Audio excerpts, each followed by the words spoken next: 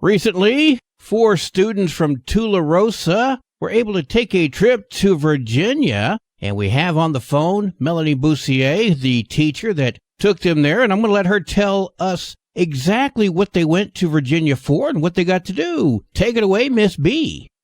So we went to Arlington, Virginia. We were right outside of D.C., and we were at the Lead Spark conference that's hosted by NASSP.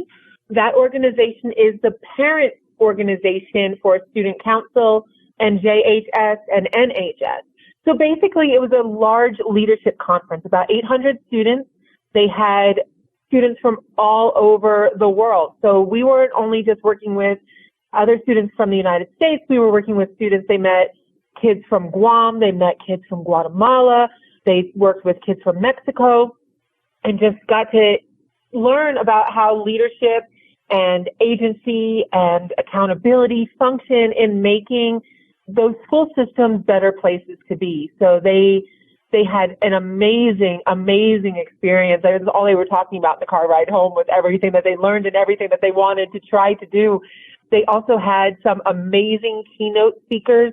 The first day, they got to meet Rochelle Williams. So she's the co-director of RILA, and she was talking about accountability and taking responsibility for yourself and for your future.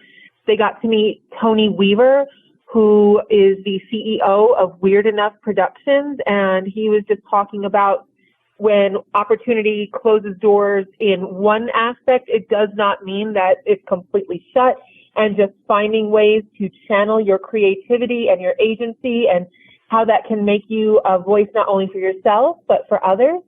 They also got to meet Timothy Alexander, who, I don't know if your listeners know who he is, but he was able to keep a full ride scholarship to the University of Alabama after being in a horrible car accident his senior year of high school, and becoming a paraplegic. And his message to the kids was, it doesn't have to be easy. It just has to be possible. And talking to them about how to deal with when life gets really tough, getting through that situation and coming out the other side a better and stronger individual. Sounds like a lot of fun and a lot of good information there that they were able to pick up from these folks. Oh, we came back with so many different things that they want to try. We went to workshops on Live to Be Well, which is teenage mental health. They want to start doing something with that. We learned a lot about accountability and, accountability partners and holding each other to task to make sure that things get done.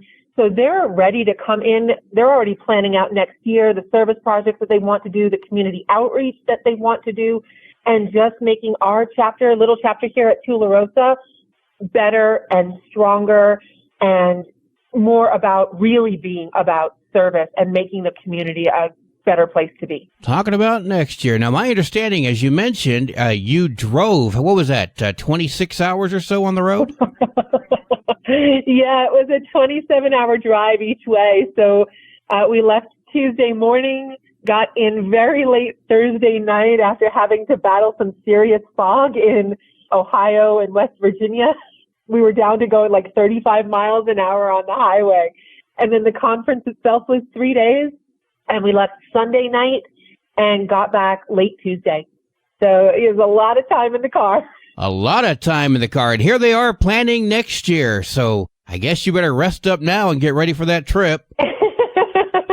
Oh, they're already talking about who's going to go. We're going to keep it small. We want to keep it limited to 4 to 5 students that we take on the trip, just because the bonding that we were able to do as a leadership team and the ability to go to different sessions and really debrief in the evenings after that day's conference selections were done. I'd say so the conference it went from 7:30 a.m. to 5 p.m. Friday and Saturday, and then Sunday it was 7:30 to noon. But I would say at the end of the conference, after we had dinner, we were sitting around for a good 1 to 2 hours each evening just talking about all we had learned in the different conferences that we had gone to, the different lectures we had gone to. It was really, I can't stress enough, what the community did for these girls in sponsoring them and giving them the funds to get to go. Like, they're not just talking about, leaving Thule and going to college and whatever. They're talking about, we need to start getting involved in the village council. We need to get started involved with our school board. We need to get involved with what's going on in the school itself. Like, we need to to actually have voice and start making those positive changes. Like, they want to make Thule a better place now. They're seeing the potential. They're seeing all the things that they can do. And they're seeing that even though it's a small group, it doesn't mean that they can't. It just means that they need to be more proactive with their planning. It's the energy that came out of it. I can't even begin to describe it. And my gratitude and the girls' gratitude to the community and everybody who donated and supported them on this trip, I can't begin to express it. It's really that profound. Melanie Boussier, school teacher from Tularosa High. Before we let you go, is there anything else you want to add to this? Oh, goodness. Not right now. I just say keep your eyes open, because we're going to be ready to hit the ground in August doing these positive changes in the community and in our school.